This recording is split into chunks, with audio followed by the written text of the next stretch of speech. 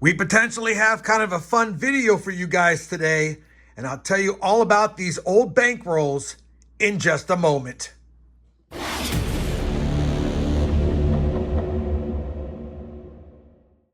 Hey everyone, it's RobFindsTreasure, and welcome back to the channel. We've got a couple of old, uncirculated, I think, bankrolls from potentially 1961. And I say potentially from 1961 because we've got a 61D ender on this side and a 61D ender on this side of this penny roll.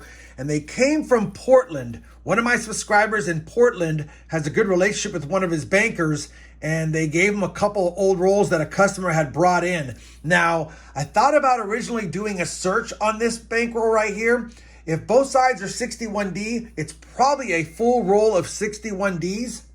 And there is a pretty good variety you can look for with 61 Denver pennies. I actually have a slabbed example of what I'm talking about. The 61D D over horizontal D FS 501. Now, I found this in an original bankroll similar to that. And I also have a couple of other ones that are potential graders as well that I'm probably going to submit to PCGS down the road.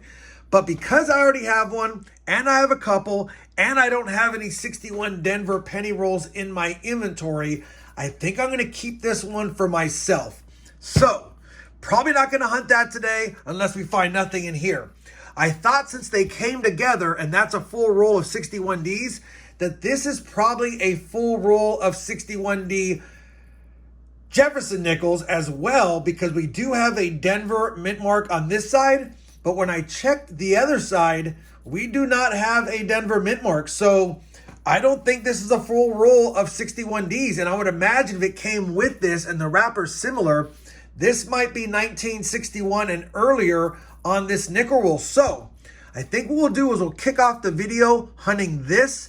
And what I'll do is I'll set up the overhead. I'll get some gloves on, even though they're probably circulated, and we'll run through them and see if we have any oldies, see if we have any better dates or varieties, maybe some silver nickels, who knows. Let's go ahead and take a look at this roll. Let me get the overhead set up, and we'll go ahead and see what's inside. Really quickly, it probably wouldn't be a very good video if I didn't show you what the 61D over horizontal D over mint mark look like. So I've got it under the scope.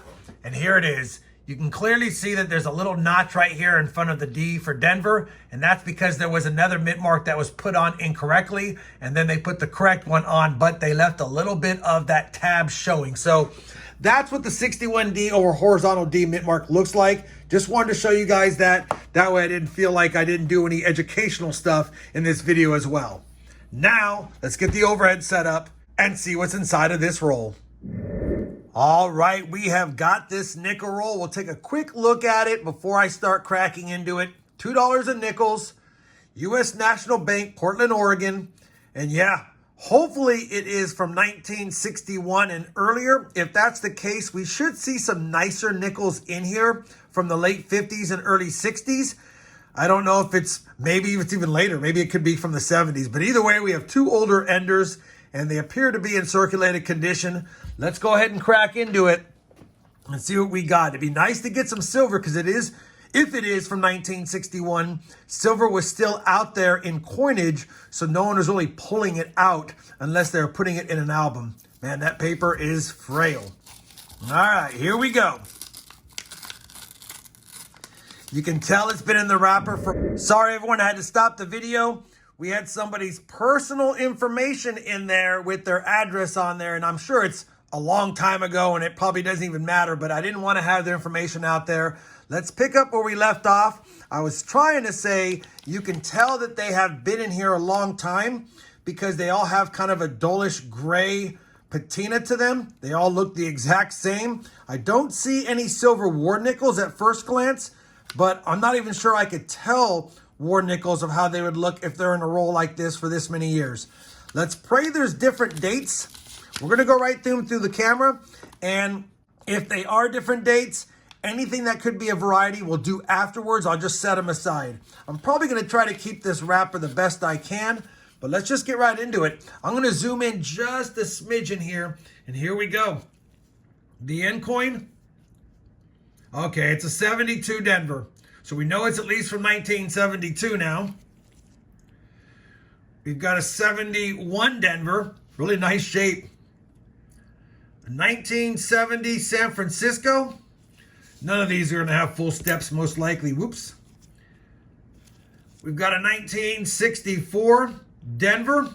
And again, I'll be checking these afterwards for any varieties. 1964 Denver. Here's a Philly from 1964. We got a 1956. And that's from Denver. Not in great shape. 72 Denver. A nice 71 Denver.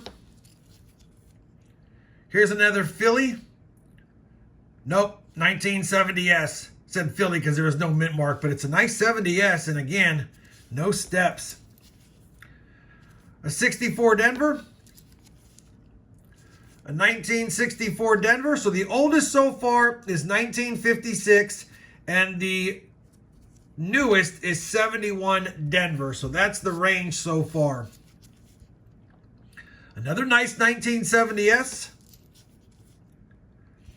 A 64D. There's a 1954 Denver. So now that's the new oldest. A 71D. A 1961 Denver. Another nice 70S. No full steps, but they didn't strike a lot of the 1970 PDRSs with full steps. You get one of those, they're worth quite a bit. A 1964 Denver. A lot of 64 Denvers. We can look for the RPM on those. Another 64 Denver. A 1966. A 1967. By the way, the 1967, if you can get one with full steps, it's worth a fortune. I think I have a shorts video on Jefferson nickels from the 40s, 50s, and 60s, and even 1970, about which ones are most valuable with full steps. I'll put that shorts right up here if you guys want to check it out. Looks more like a modern strike here. Yeah, 1971 Denver. 1968 Denver. 1964 Denver. 1966. 71D. Another 72D. A 1964 Denver. Another nice 1970 San Francisco. And by the way, the nickels did have S-minted business strikes in 68, 69, and 70. So these are not proofs. The proofs didn't start for the nickels with the S-mint mark until, I believe, 1971. Quick intermission. What I meant to say was, even though San Francisco did mint both business and proof strikes in 68, 69, and 70, they stopped minting business strikes in 1971 and only went to proof strike nickels from 71 and on. So 68, 69, and 70 will have both business and proof strikes. I can just tell the ones we looked at so far are not proof nickels. They're the business strikes, because 1971 and on will just be proof strikes from San Francisco. Now back to the hunt. 1964 Philly. 1964 Denver. 1971 Denver. 1964 Denver. A Denver from 1964 again. Man, those 64s everywhere. Our first from 1965. 1964 Denver. Another 1965. Another 64 Denver.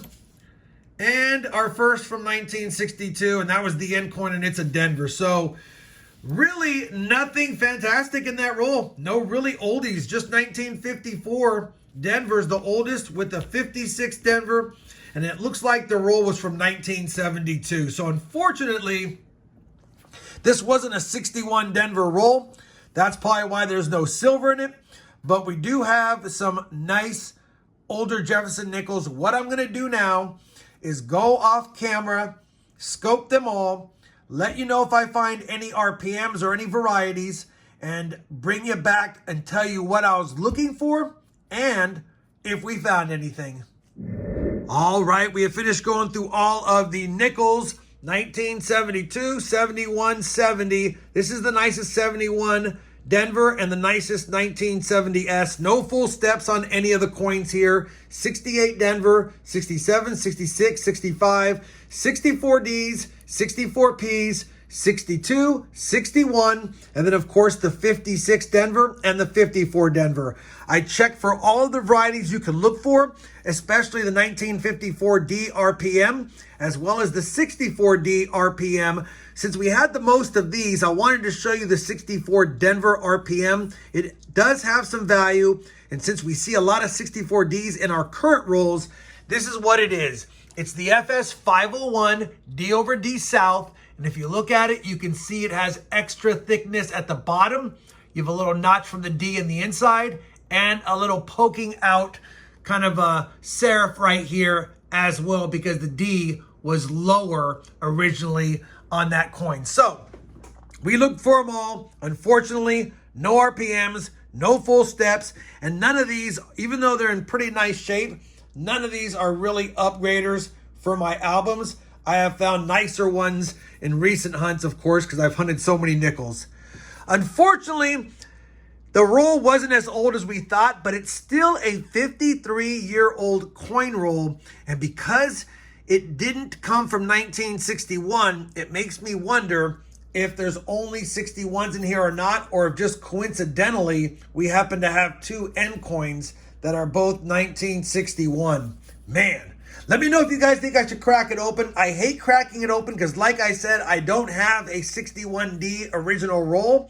I don't know if it is for sure now based on what we found in there, but I think it is because both enders are 61D, and that would be a pretty tough odd to have happen, or odds to have happen, that both are 61Ds if it's just a regular circulator roll from 1972 again. Let me know in the comments down below if I should make a separate video for that and search for more of these. You guys can let me know. Either way, I had fun going through it. Like I said, kind of anticlimactic, but you never know what's in the rolls until you find out what's in the rolls. If you did enjoy this hunt, please give me that thumbs up. And as always, everyone, happy hunting and thanks for watching.